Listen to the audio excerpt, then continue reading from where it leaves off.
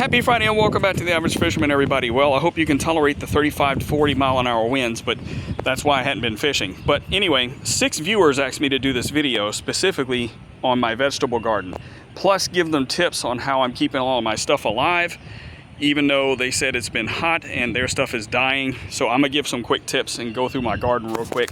This whole first row right here is nothing but tomatoes.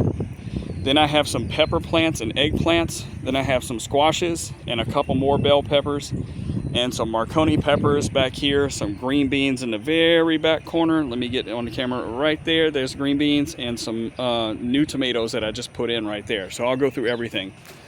The really big tip that I can give, honestly, on tomatoes, here's a good example. If you're trying to keep them healthy, you see how that has no leaves, and you can see where I cut off a bunch of branches here.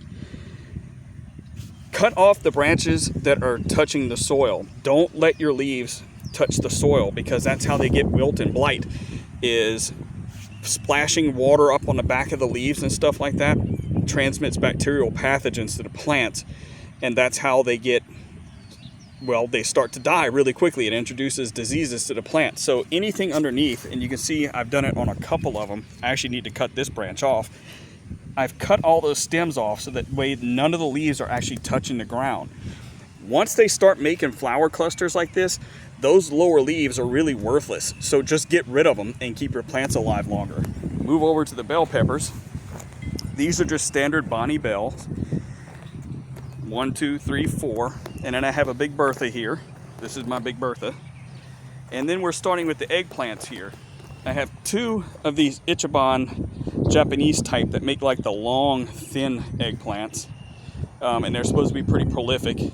Then I have 2 of the Black Beauty types, which are the ones that you buy like at the grocery store. And then back here I have my cucumbers. Check this out.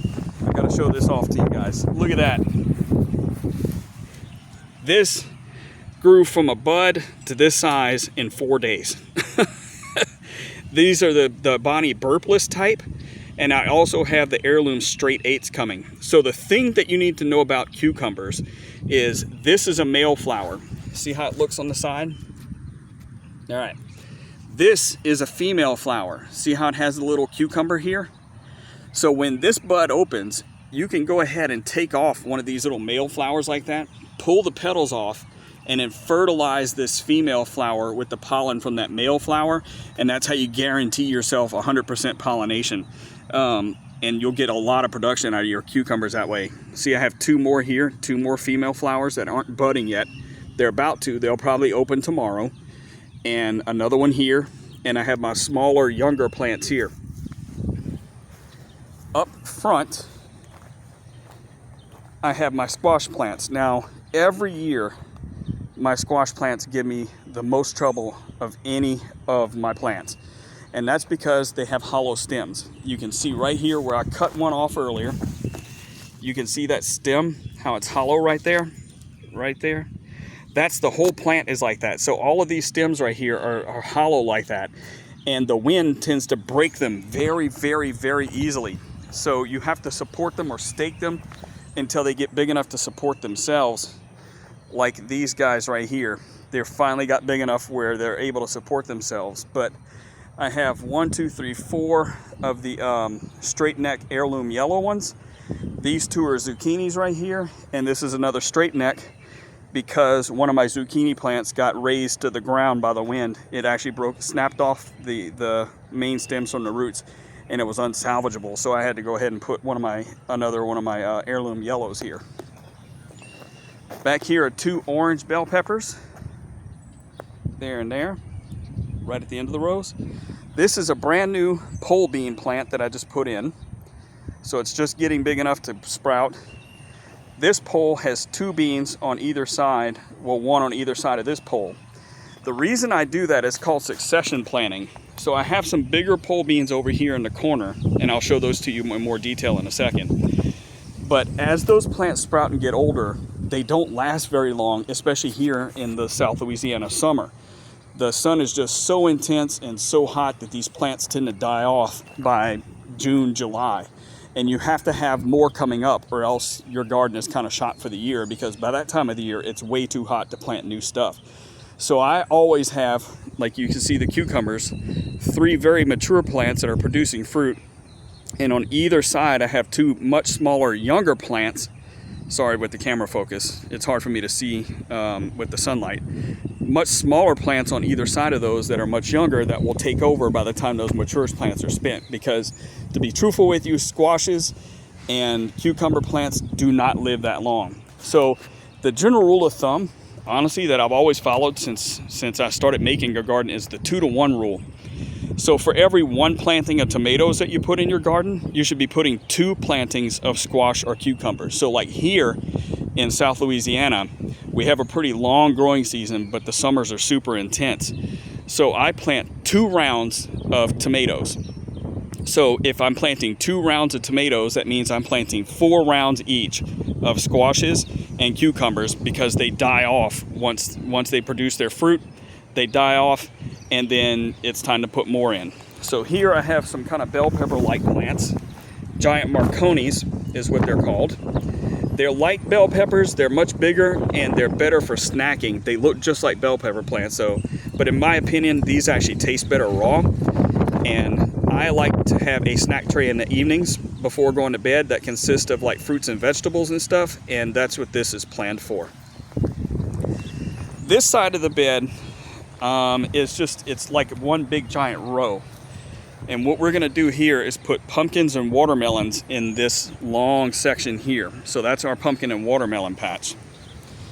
This second row that I'm walking right next to my right is going to be my secondary tomato planting row. And you can see I already have 2 Creole tomato plants in.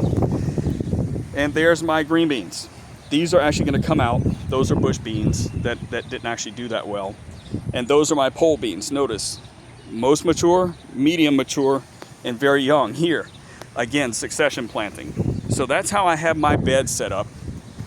And I have it set up that way. And if you notice the spacing, especially with my squashes, they have the big wide gap in between them. And that's specifically to allow me to rotate. When these plants are dying, I can put in my new plants so they can get established, and I can have a constant rotation. Like I said, I put in 4 crops of squashes and cucumbers, and I space them that far apart so that way in between them I can put my new plants while these are giving up the ghost. So that's how I do things, guys. And I hope that makes everybody happy.